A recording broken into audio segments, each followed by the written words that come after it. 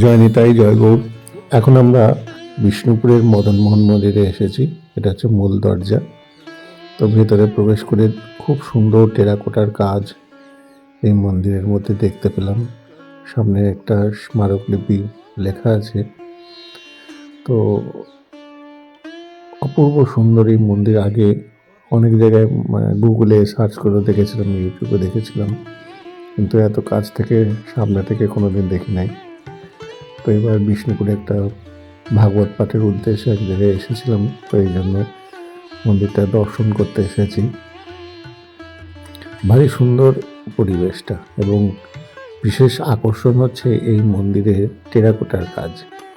অর্থাৎ ইটকে খুব সুন্দর করে কেটে কেটে কেটে কেটে একটা অপূর্ব, দেখুন এইখানে খুব সুন্দর নিচে হাঁস রয়েছে, তার উপরে এরকম ছোট ছোট পদ্ম ফুলের মতন চিহ্ন। সম্পূর্ণ বিষয়টাই ইট দিয়ে করা। এরকম অপূর্ব দৃশ্য আর অন্য কোথাও দেখা যায় না। এখানে দেখুন কত সুন্দর কলকা বাড়িয়েছে। খুব সুন্দর দৃশ্য। আপনারা দেখুন এই যে শিল্পকলাগুলো, তখনকার শিল্পীরা কত নিপুণতার সঙ্গে যে কাজগুলো করেছে, অভাবনীয়। দেখে সত্যি একভাবে তাকিয়ে থাকতে ইচ্ছা করছে। শিল্পীর শিল্পসত্তাটা এত সুন্দরভাবে ফুটিয়ে তুলেছে তাদের কাজের মাধ্যমে। এই যে ইটগুলোকে এত সুন্দর সুন্দরভাবে সূক্ষ্ম সূক্ষ্ম করে কত সময় নিয়ে এই কাজগুলো করেছে। ইতিহাসে আছে যে বিরাম্বী রাজার বংশধরের মধ্যে কোন একজন গোপাল সিংহ রায় সম্ভবত, তিনি এই মন্দিরটি তৈরি করেছিলেন এবং সেখানে মদনমোহনজিকে প্রতিষ্ঠিত করেছিলেন। অপূর্ব সুন্দর শিল্পকলায় সমৃদ্ধ এই মন্দির, এবং মন্দিরের একটি স্তম্ভ সম্পূর্ণটা ইট দিয়ে নির্মাণ, এবং প্রায় 10-15 ইঞ্চির 20 ইঞ্চির কাছাকাছি হবে। একটা মানুষ জড়িয়ে ধরতে পারবে না, এত মোটা। আর মন্দিরের ভেতরে আরও সুন্দর কারুকার্য রয়েছে, অপূর্ব সুন্দর। পাশেই এই যে মদনমোহনজিও, আমরা মদনমোহনজিকে দূর থেকে দর্শন করছি, কেননা ভেতরে যাওয়ার মতন পরিস্থিতি নেই, এবং মন্দির ওটা গর্ভগৃহ, ভেতরে প্রবেশ করা যায় না। অপূর্ব দেখুন মদনমোহনজিকে,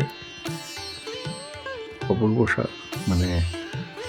দূর থেকে দেখছি, মোবাইলে অতটা সুন্দর নাও দেখা যেতে পারে, কিন্তু যখন স্বচক্ষে দেখবেন খুব সুন্দর দৃশ্য, এবং বিগ্রহ অপূর্ব বিগ্রহ। মন্দিরের আশেপাশের যে কাজগুলো রয়েছে সেগুলো শুধু অবাক হয়ে দেখতেই হয়। এই ছোট্ট ছোট্ট দরজা এবং উপরটা এত কারুকার্য করা। কে বলে আমাদের ইতিহাসে মোগলরা সব শিল্পকার্য করেছে? এই বাংলার বুকে এমন এমন সুন্দর সুন্দর মন্দিরের কারুকার্য আছে যে মোগলদের ওই চিরাচরিত ঐতিহাসিকদের কি বলবো, নাকানে চোখে বসে বানি খাইয়ে দিতে পারে। এত সুন্দর শিল্পকলা আমাদের বাংলাতে রয়েছে। আমরা লালকেল্লা এখানে ওখানে ছুটি, কিন্তু এখানেও কোনো অংশে কম নয়।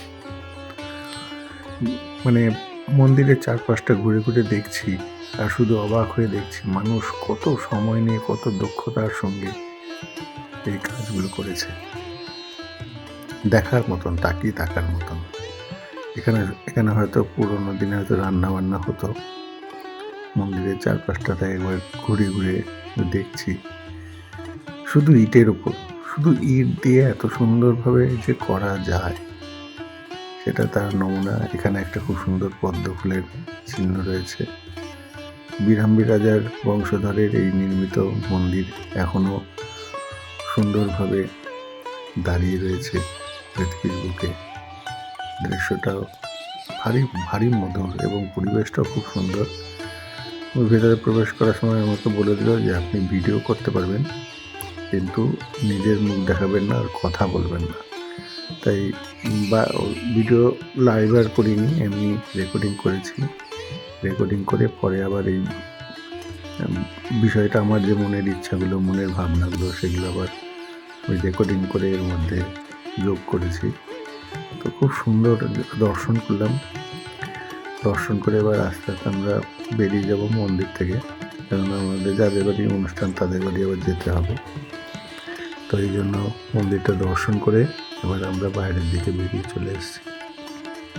বাইরে অনেক জায়গায় দেখলাম দোকানের মধ্যে মাটির কাজ, মাটির সুন্দর সুন্দর মূর্তি বানানো, সেগুলোকে দাঁড়িয়ে দাঁড়িয়ে দেখছিলাম।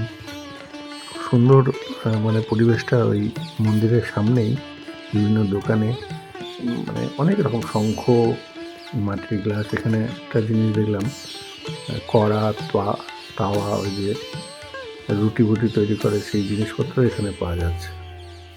তা আপনারা দর্শন করুন, আমিও দর্শন করলাম। জয় নিতাই, জয় গৌর, ভালো থাকবেন।